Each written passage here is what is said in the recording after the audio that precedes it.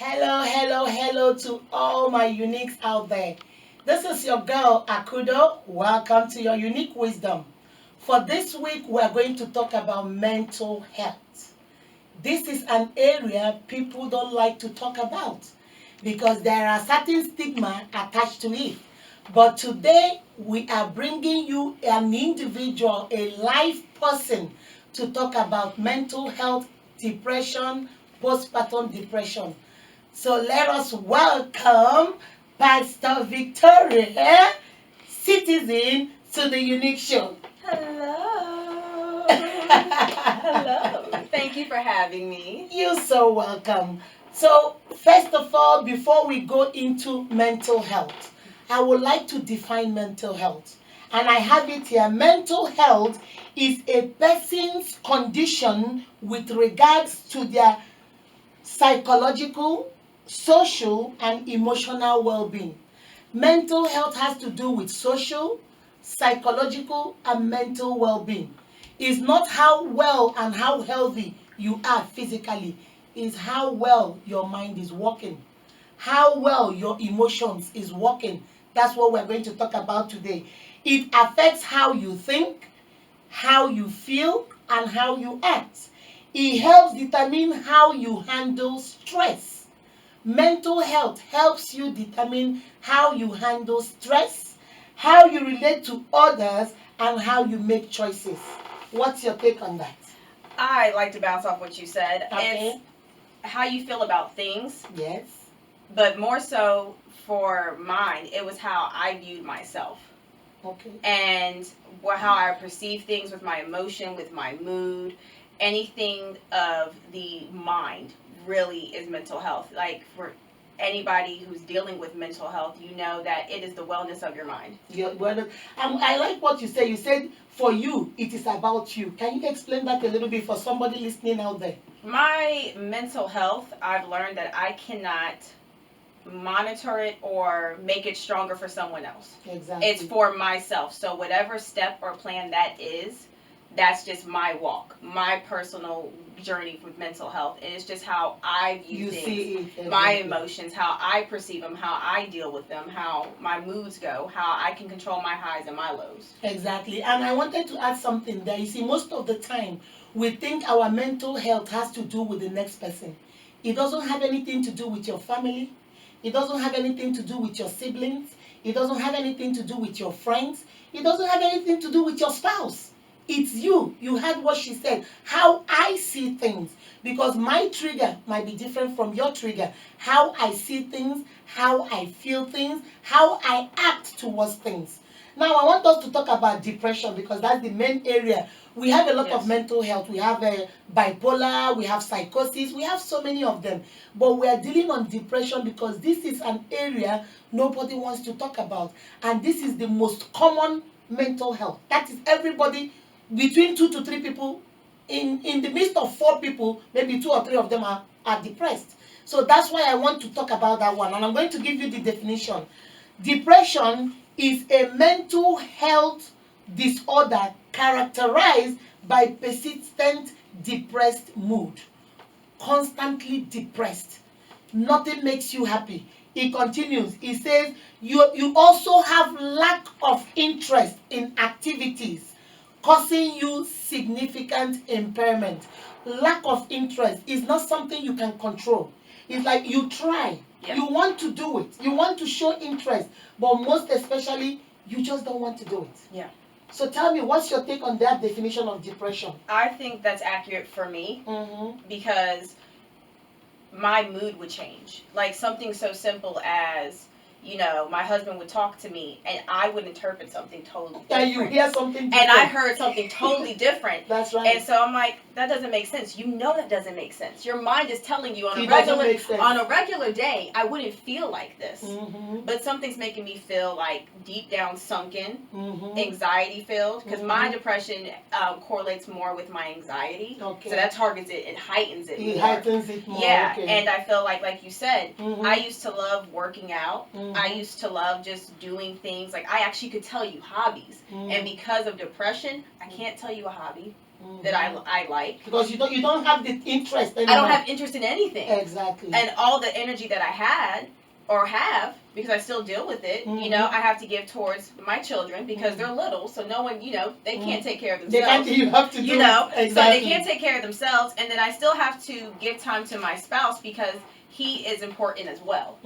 So when it comes to, you know, my depression, I don't have hobbies to exert or show that energy off or burn it. So it was taking my mood. And anything like the gym, you know, I would say, okay, I'm going to go to the gym. I'm going to go to the gym. I'm going to look, okay, I'm going to get ready for the gym. As soon as it was time for me to get ready for the gym, I would either get super sore, super tired.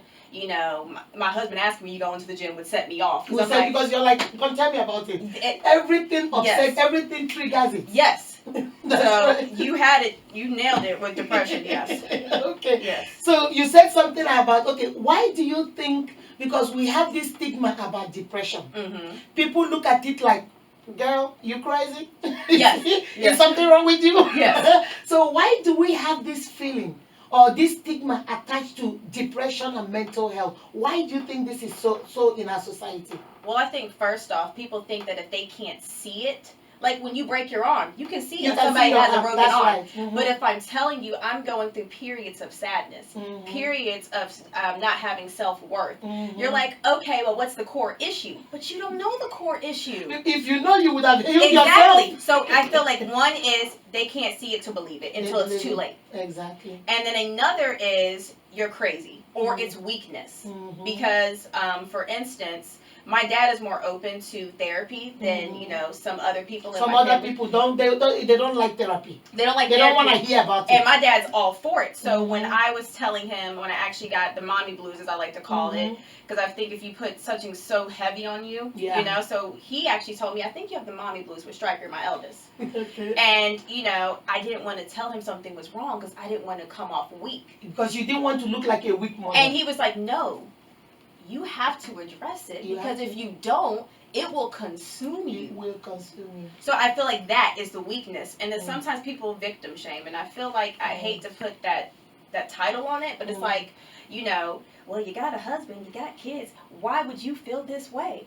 And like you said earlier, depression has no care. It's rated E for everyone. It does not care about your financial status, your title in a church, your title outside church, your title, you know, you can be married to the richest person in the world, but if you are having depression, there's nothing you can do. There's nothing. And guys, I want to emphasize on what that point she just made now, because people always think that, you know, depression is for the low income people, or depression is for black people only, or depression is for Spanish. No. Depression is an equal opportunity offender. He knows no race, knows no gender, knows no religion, no ethnicity, no country, no nation. When he hits, he hits. He doesn't care whether you are the bishop of a church, or you are a church member, or you are the archbishop of one district. It doesn't know no boundaries. And I want us to understand that this is a problem we need to get to. And this is a problem we need to get help from.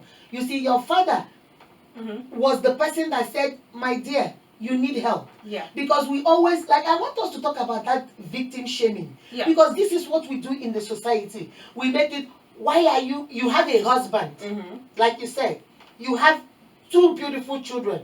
What is making you depressed? What are you sad about?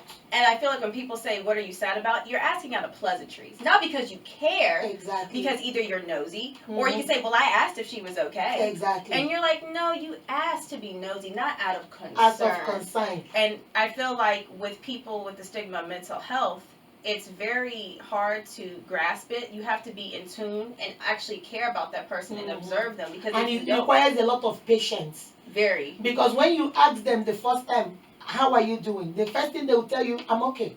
Because it's a normal reaction. You see, when I come to you and say, what's going on with you? Oh, I'm okay. Because maybe we are not close. I don't want, if I'm close with you, you might say, I'm having one of those days. I'm just having a bad day. Exactly. But if we are not close, you might just say, I'm okay. Yeah. Because I don't want to tell you my business. I don't know how you, because if I tell you, oh, I'm not okay today, I'm anxious today, I think I'm going into one of my moods, then that sister or that brother will run across and say, oh, she crazy. Something is wrong. And you have people do that. Like, I've had people be like, after I had my youngest, be like, I can tell you're in one of those moods. And I'm like, what are one of those moods? What are those moods? Exactly. I'm like, and that's a kind of victim shaming. Yeah, yes. Because I feel like instead of you doing that, you could have just pulled me to the side and said, hey, are you okay? Are you okay? Exactly. You know, it's something so simple. People think mental health is this complex thing in the beginning, and it really isn't. It takes someone to actually care. Mm-hmm. If you have that base, if you have that core person in your life that can actually center you, like for me, it's my husband and other people in my family, because they'll know when it's my off day. Okay. And they give you the space. And they give me the space. If I say, hey, right now this is not conducive to my mental state, he knows what that means. Exactly. It's not like I'm not trying to have a conversation with you. It's not like I'm not comfortable doing it right now. So let me, like you said with triggers, my trigger is you not letting me process situations and things. So let me process it so I don't, explode on you. Because I like to tell people, just because something's my trigger, you're not responsible for my trigger. And it has nothing to do with them. No, you have to be responsible for your own trigger. For your own triggers, yeah. Because that's one thing people do too. They want to make it look like the next person is the cause of their depression. No, it's not. They are not your trigger. They might be what they said might trigger you, but that is a trigger on your own, not that person. No. And I want to also put it out there in case you're noticing your spouse, your family member, or even your child is going through depression and you're noticing they're withdrawn. Can you tell us a little bit in your own words? If a family member out there watching, what are the things they should look out for to say, okay, maybe something is wrong? I'm a very bubbly person, for example. So when my husband would, talk to me, I would just have low interest. Okay. He could have told me he won $1 million. And I'm like, okay, So, weight loss and gain. That's a big thing because at the height of my postpartum, I actually miscarried with one of my first children in 2012. And so I didn't know how to grieve. So one thing people saw was I went from 115 pounds to 90 pounds. Ooh, you lost 25 pounds. Yes, and it hit me the moment my mom, she saw me, and I was coming back from out of town, and she looked at me, and she grabbed my hand, and she said, baby, you are so tiny.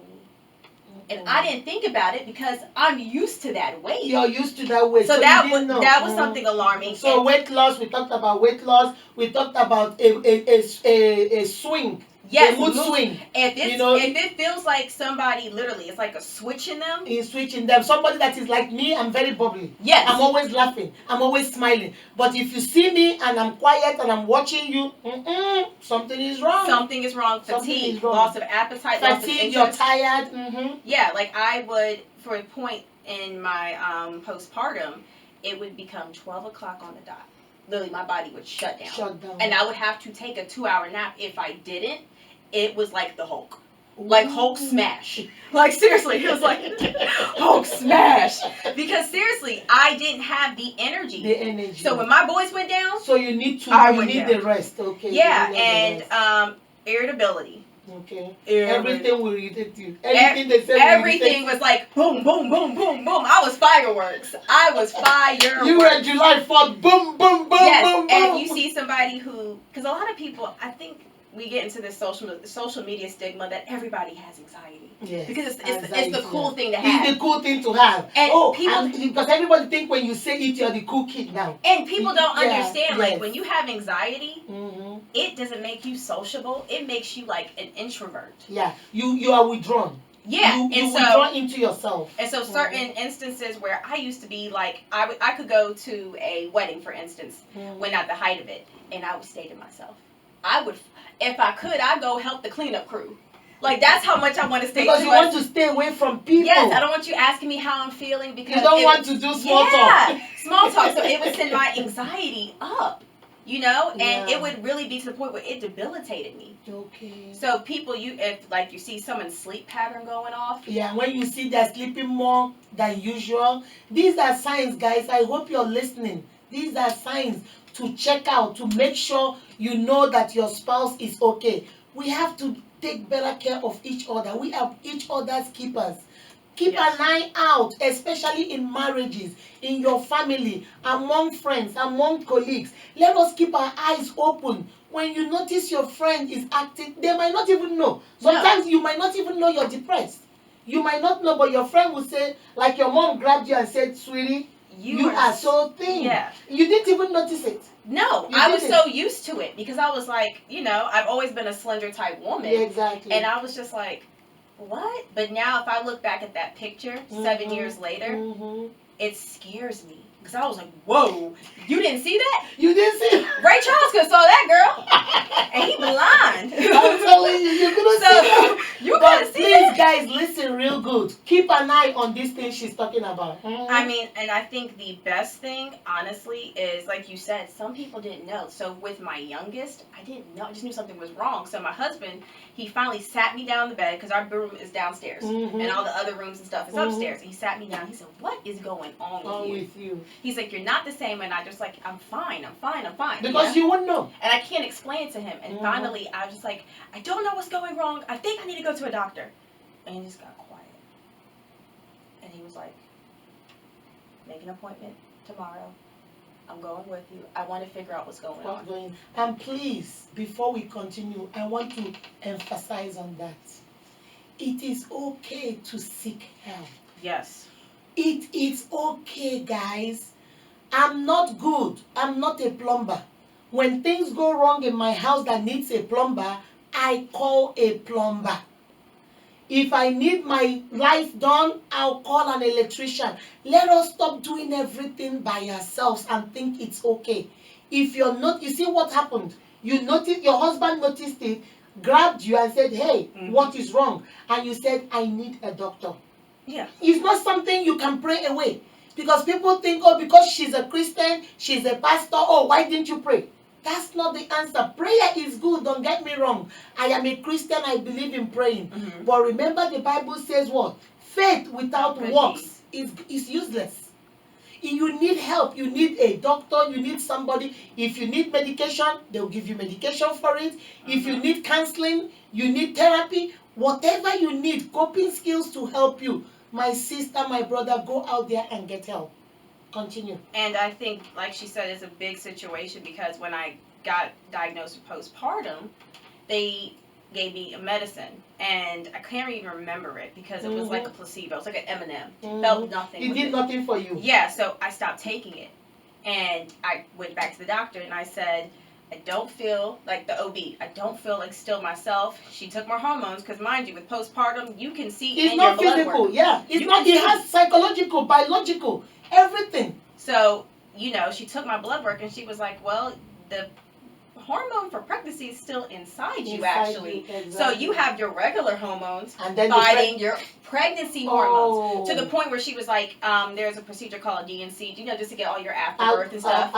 Yeah, and she's like, we might have to do that because that is fighting with your other normal. So your normal hormones were fighting with your pregnancy hormones. Yeah. So that's the imbalance you had. Yeah. So and that was affecting your mood. Yeah, and so she's like, I'm going to put you on Celexa. Now, I don't know how other people feel about this medicine. I'm not a doctor. I'm just my plan. This is your plan, exactly. My view of it. It made me feel crazier. No, really? No, and to the point where I was so scared to say something to my doctor because I thought, okay, at this point, girl, they throwing the book at you. What else? They're locking you up, girl. They are going to lock you up. Yes, and so I was like, oh my God. So I would take it for like 2 weeks. And then at one point, I just went cold turkey. And so my husband kept asking me, are you taking your medicine? He kept taking your medicine. And he wasn't asking to make me feel crazy. But no, he was trying to check on you. And so I would literally go fill the prescription, but never take it. Like literally, I have 4 bottles at my house right now, lined up. I could line it up. Never been touched. Because I felt like, okay, like you said, it's okay to take medicine, but I'm still dealing with that stigma of society saying if you take medicine for something this, you're crazy. You're the crazy medicine. You're the crazy medicine because that's how the society looks at it. Oh, she is on crazy. And then, moreover, you are a pastor. What happened to your faith? What happened to you praying? You see, so you didn't, even though you know the medicine might help or might not help, but you didn't want to do it because of the stigma, because you're on crazy medicine. Why would you take it? And that scared me. So finally, I went to my general doctor, and he said, I think it's time you need to go see a psychiatrist. That's right. And that's what you need. And so I went to see my psychiatrist. Dr. John is amazing. I love him. And because he honestly went down the list of things, my feelings, my emotions, all that, and then said, what are 3 core things you want to work on? He gave me the choice. I thought he was going to tell me. Oh, no. And he said... Because if he tells you, you won't do it. And that's why they like to let you have the choice. Because if you start with what you want, there is the possibility that you will do it. And I love that. And I was like, well, I want to gain weight. I want to stop being irritable. And I want to be able to sleep at night. And because my anxiety got so bad at night that I felt like sleep paralysis. Wow. You know how like people have those night terrors, and you know you're having one and you're awake, but you cannot, awake, but you can't move. Like my anxiety gets so bad if I have like a temperature shift in the shower, like say when you're rinsing out your conditioner as ladies and you go to cool, that will drop me to my knees in the shower and make an anxiety attack. Wow. So I was like, let's see if we can work on this. And he did a medicine that wasn't that harsh, but he knew he had to give me something. Something just to get your mood. To a base. To a base. And so I like that. I like that the therapist and the psychiatrist are really working together. And I mean, people, I say this because I'm going through it. I feel like you have to be open to change. That's right. And like you said, I feel like as Christians, be in your word. It's awesome to be in your word. You need to be in it because there's actual things in the Bible. Like David, he actually dealt with depression. Yes. A whole psalm in the Bible is dedicated to him explaining his depression. That's right. And people don't know that. That's right. And literally, he's like, I'm having these feelings, God. I don't know what this is. Yes. You know, I don't want to be here. So when I'm saying I'm having these feelings, I don't want people to think, well, oh, that's the devil. Because first off, I didn't invite the devil in me. No. And two, I really went into, like when you say for a religious state, I'm using it both. I'm using the Bible to fuel your spirit, and then you're using the doctor and your therapist to do the real physical, emotional help. Yeah. And yes. And it's your maintenance. Don't let anybody tell you. If your plan seems concrete to you, don't let somebody tell you that's not your plan. That is your plan. You and if it's working for you. And if it's working for you. And it's working for you. That's right. And then I also want to say, if you have a spouse, be open with the plan that you and your doctors are doing, because you're going to need somebody that's going to ride for you and understand what's going on in here. So say you're having a bad day, it's like, okay, maybe it's just a bad day. We're going to let it go. And give you the space you need. And give you the space. Because this is the problem. Most people say, I don't want to tell my spouse I'm depressed, because if I say I'm depressed, he might use it against me like, oh, you crazy. But my sister, that is the wrong approach. You have to, like she said, you have to let your partner know what treatment plan you are on, what kind of depression you're dealing with, what are your triggers. He needs to know or she needs to know. The benefit of that is when you say, I am going through one of those days, he understands exactly what you're talking about and he gives you the space.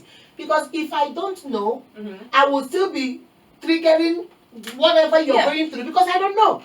This is not a secret. This is going to be your ride and die. I always tell, it takes two. Remember, for this reason, will a man leave his father and mother and cling to his wife and they will become one.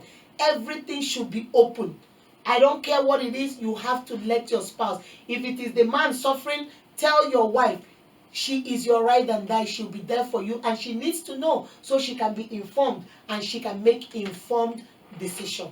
Okay. And I feel like from a standpoint of let's flip the script, if you may, your spouse is not a dumping ground. Exactly. You can't just be throwing everything at when him. he doesn't know what's going on. Even if he does, you cannot have your husband or wife thinking they can fix you. No, they can't. Oh no, that's not their job. It's not their job. It's supposed to uplift you. And be side by side. Encourage you.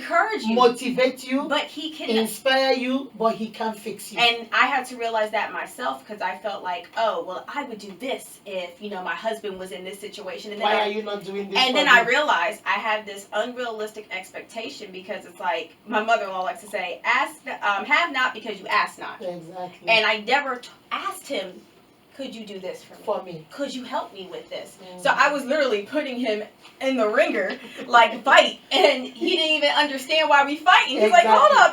And that's what my last video, guys, I want you to go watch the video on communication. That's how we communicate. Most of us think that our partners are psychics.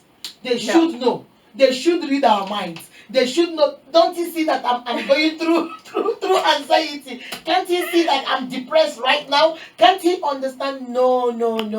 He's not your dumping ground. No. He can't help what he doesn't understand.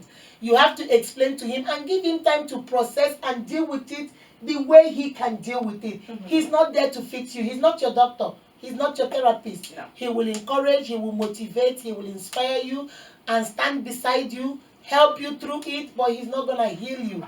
He's not your doctor. That's it, my uniques. We are going to stop here for right now. There is going to be a part 2 to this series on depression. Until we see you next time. Remember, take care of yourself. You are beautifully and wonderfully made by God. Remember to write us uniqueakudo@gmail.com. Give us a thumbs up. Remember to share this video. Remember to subscribe. And let us keep the comments popping. Comment, tell us about your depression story, how you dealt with it, because you might be helping somebody. Goodbye.